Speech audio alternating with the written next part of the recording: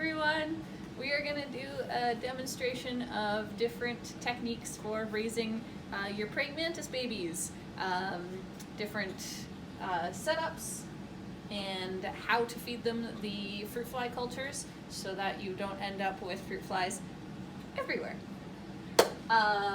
So first, this is our temporary setup, what we use to hatch the Eutheca, and then we often will transfer them to something else after this because this is a very, very small container for like sometimes close to 100 babies. So this is our temporary setup where we hatch them. As you can see, the stick is attached to the mesh, and this is the wonderful no-seam mesh that I mentioned before.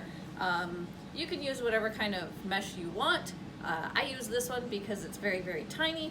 It allows for breathability, but a good retention of moisture, and also because the fruit flies cannot squeeze through it. So that is important. So, and then this is wood stuff. I don't actually know what it's called.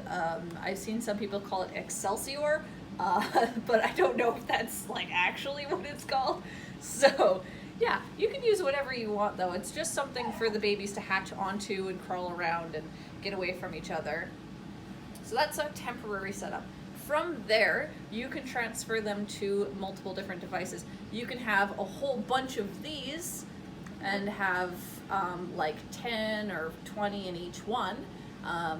They will consume each other fairly quickly that way, but it is, if you don't have a lot of space or money for big setups, then these little deli cups are perfect for raising them. You can just separate a bunch out. Next potential design is something like this. So this is what we call a critter keeper. It's just a little acrylic plastic terrarium, and then we glue, again, more of the no-seam mesh to the lid so that when it's closed, again, the babies and the fruit flies cannot get out. Or if you don't have the patience to glue it on, you can just, attach it, and then, when you open and close it, it'll stay there. You just kind of wrap it around. Then in there you can see a nice little stick and some stuff attached to the ceiling for them to hang off of. For praying mantises, the most important thing is vertical height.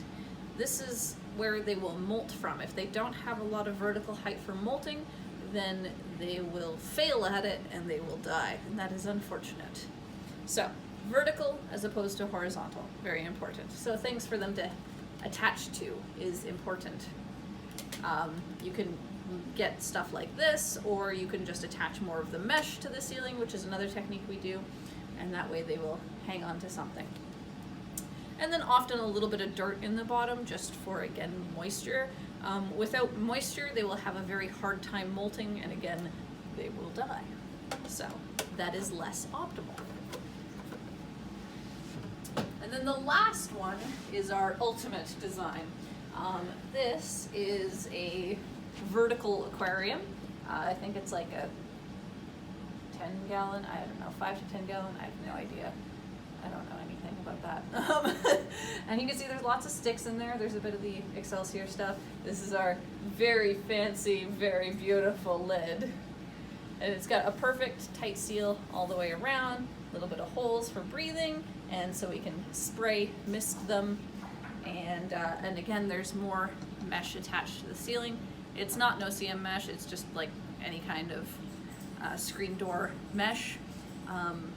But again, you need that to give them something to attach to. And then, yeah, lots of sticks so they can hide and get away from each other and crawl around. And then I was going to demonstrate for you guys how to feed them. We'll do both tanks. Oops, sorry. We'll do both. So for this one, so this is our fruit fly culture, or fruit walk culture. And as you can see, they're crawling around in there, and you don't want to open this up and them to all escape, because there goes all your food for your babies.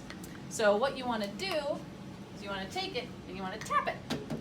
And that makes everything fall. That way, you can tap it. You want to crack this guy open a little, not all the way, just a little. Otherwise, they will escape. Tap. You can take the whole lid off if you want. Just keep tapping. Make sure they keep falling. falling down, crack it open, and then thanks God for your help. Tap, tap, make them all fall. Lid goes back on. Make sure there's nobody around the edge here, and then you can put the lid back on.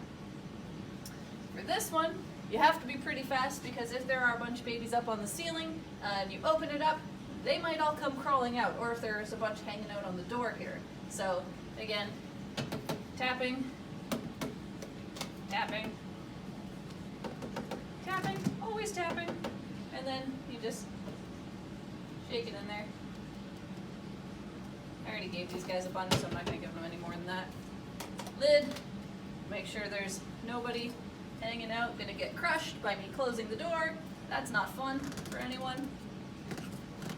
And again, ta-da! So there you go.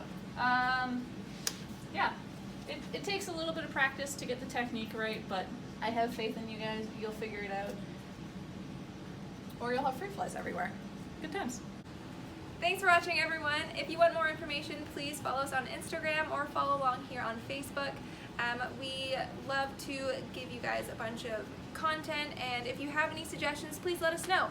We love making these little videos for you and figured this was a little bit easier than doing a live stream. So just comment below, message us, email us. Our email is bugs@Victoriabugzoo.ca, and don't forget to check out our shop. We have a shop online. You can check us out at Victoriabugzoo.ca, and if you go all the way to the right side in the right corner, there is a link to our online store, and it's pretty cool. We're uploading stuff new every single day, so stay tuned. Bye!